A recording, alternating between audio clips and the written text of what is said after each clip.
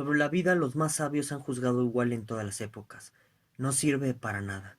Siempre y en todas partes se ha oído de su boca el mismo tono, un tono lleno de duda, lleno de melancolía, llena de cansancio vital, llena de resistencia contra la vida.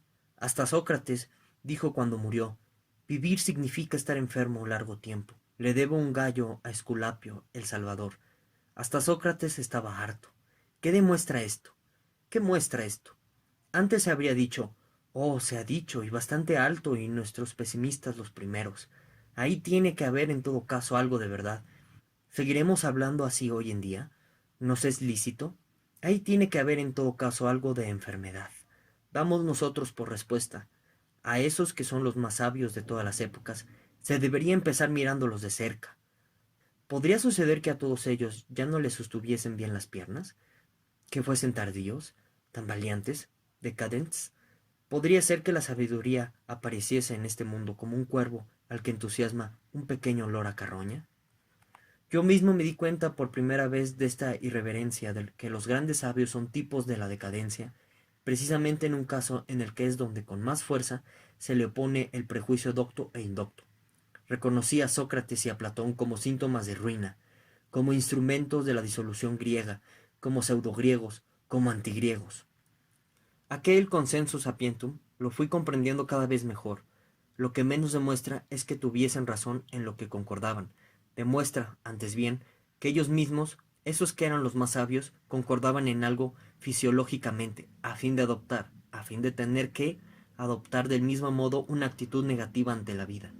En último término, los juicios de valor sobre la vida, a favor o en contra, nunca pueden ser verdaderos. Tienen valor solamente como síntomas. Se los debe tener en cuenta solamente como síntomas y en sí mismos tales juicios son tonterías. Es absolutamente necesario alargar la mano y hacer el intento de captar esta asombrosa agudeza de que el valor de la vida no puede ser estimado.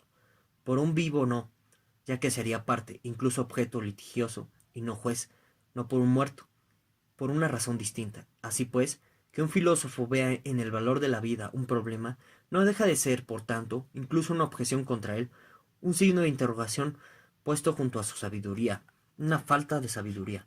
¿Cómo? ¿Es que todos esos grandes sabios no solo eran decadentes, sino que ni siquiera eran sabios? Bueno, empero al problema de Sócrates. Sócrates pertenecía, por su procedencia, al pueblo más bajo.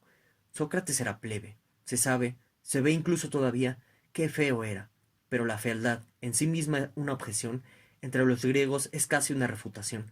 ¿Era Sócrates siquiera un griego? La fealdad es no pocas veces expresión de una evolución cruzada, inhibida por cruzamiento. En otro caso, aparece como evolución decadente. Los antropólogos, entre los criminalistas, nos dicen que el criminal típico es feo. Monstrum in fronte, monstrum in animo. Pero el criminal es un decadente. ¿Era Sócrates un criminal típico? Al, al menos no lo contradice aquel famoso juicio de un fisonomista que tan escandaloso sonó a los amigos de Sócrates. Un extranjero, que entendía de caras, cuando pasó por Atenas dijo a Sócrates en su cara que era un monstrum, que albergaba en sí todos los vicios y apetitos malos, y Sócrates se limitó a responder: ¿Me conoce, señor mío? A Decadence en Sócrates remite no sólo el confesado desorden y anarquía en los instintos, a ella remite también precisamente la superfectación de lo lógico y aquella maldad de raquítico que lo distingue.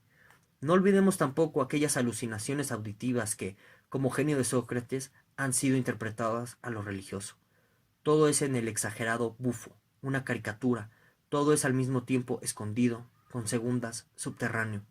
Trato de comprender de qué idiosincrasia procede aquella equiparación socrática de razón igual a virtud igual a felicidad, que es la más extraña de las equiparaciones y tiene en su contra especialmente todos los instintos del heleno antiguo. Con Sócrates el gusto griego da un vuelco a favor de la dialéctica. ¿Qué sucede ahí en realidad?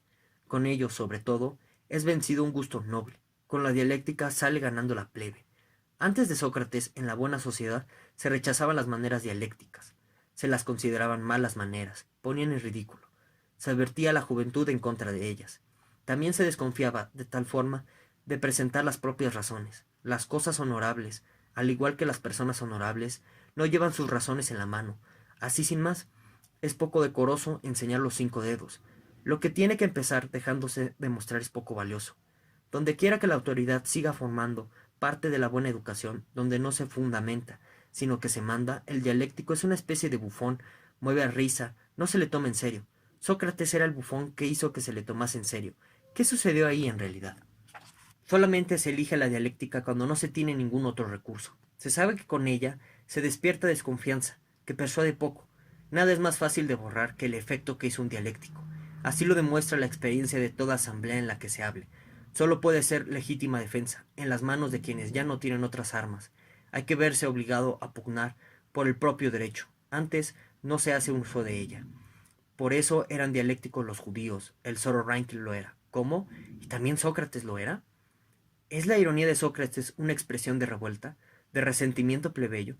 ¿Disfruta, como oprimido, de su propia ferocidad en las conclillas del silogismo? ¿Se venga en los nobles a los que fascina? Cuando se es dialéctico se tiene en la mano un instrumento inmisericordia. Con él se puede hacer de tirano, se deja en ridículo al otro cuando se le vence.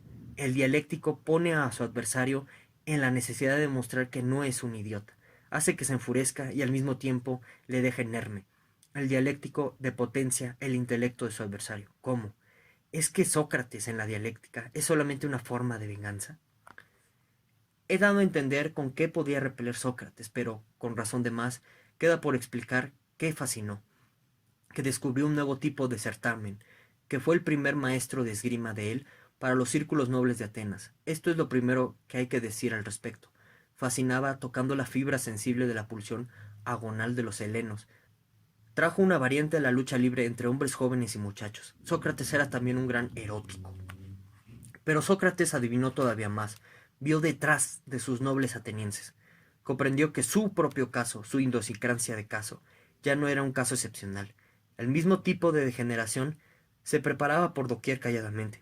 La vieja Atenas tocaba su fin, y Sócrates entendió que todo el mundo lo necesitaba, que se necesitaban sus remedios, su cura, su artimaña personal de la autoconservación. Por todas partes estaban los instintos en anarquía. Por todas partes se estaba a 5 pasos de caer en grandes excesos. El monstruo inánimo era el peligro general. Las pulsiones quieren hacer de tiranas. Hay que inventar un contratirano que sea más fuerte. Cuando aquel fisonomista desveló a Sócrates quién era él, una cueva de todos los apetitos malos, el gran irónico pronunció una frase más que nos da la clave sobre él. Es verdad, dijo, que me señoreé de todos.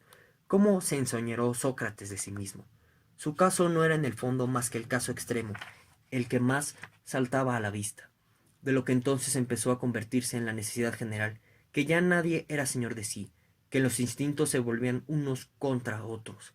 Él fascinaba en calidad del caso extremo. Su trémula fealdad la expresaba a ojos de todos. Fascinaba, según resulta fácil comprender, todavía más como respuesta, como solución, como apariencia de la curación de ese caso. Cuando se necesita convertir la razón en un tirano, como hizo Sócrates, tiene que ser no pequeño el peligro que otra cosa distinta haga de tiranía. La racionalidad fue adivinada entonces como salvadora. Ni Sócrates ni sus enfermos eran libres de ser o no racionales. Era de rigueur su último recurso. El fanatismo con el que toda la reflexión griega se lanza a la racionalidad deja traslucir un estado de necesidad. Se estaba en peligro, se tenía una y solo una elección, o bien sucumbir, o bien ser absolutamente racional. El moralismo de los filósofos griegos desde Platón tiene causas patológicas. Lo mismo sucede con su estimación de la dialéctica. Razón igual a virtud igual a felicidad significa meramente hay que hacer como Sócrates y establecer contra los apetitos oscuros una luz diurna permanente, la luz diurna de la razón. Hay que ser prudente, claro, lúcido, a cualquier precio. Toda concesión a los instintos, a lo inconsciente, lleva hacia abajo. He dado a entender con qué fascinaba Sócrates. Parece ser un médico, un salvador. ¿Es necesario mostrar además el error que había en su fe, en la racionalidad a cualquier precio? Es un autoengaño por parte de los filósofos y los moralistas salir de la decadencia con el sencillo expediente de hacerle la guerra. Salir de ella excede a sus fuerzas. Lo que exige como recurso, como salvación, no es a su vez sino expresión de la decadencia. Modifican su expresión, pero no la eliminan. Sócrates fue un malentendido. Toda la moral de la mejora, también la cristiana, fue un malentendido. La más cegadora luz diurna, la racionalidad a cualquier precio, la vida lúcida, fría, precavida, consciente, sin instinto, en resistencia contra los instintos, no era ella misma más que una enfermedad distinta y de ningún modo un regreso a la virtud, a la salud, a la felicidad. Tener que combatir los instintos. Esta es la fórmula de la decadencia. Mientras la vida sube, felicidad es lo mismo que instinto. ¿Comprendió esto él mismo, el más inteligente de todos los autoembaucadores? ¿Se lo dijo a sí mismo en el último momento, en la sabiduría de su valentía para la muerte? Sócrates quería morir, no Atenas. Él se dio a sí mismo el vaso de veneno, él forzó a Atenas al vaso de veneno. Sócrates no es un médico, dijo en voz bajo para sí, solo la muerte es aquí el médico.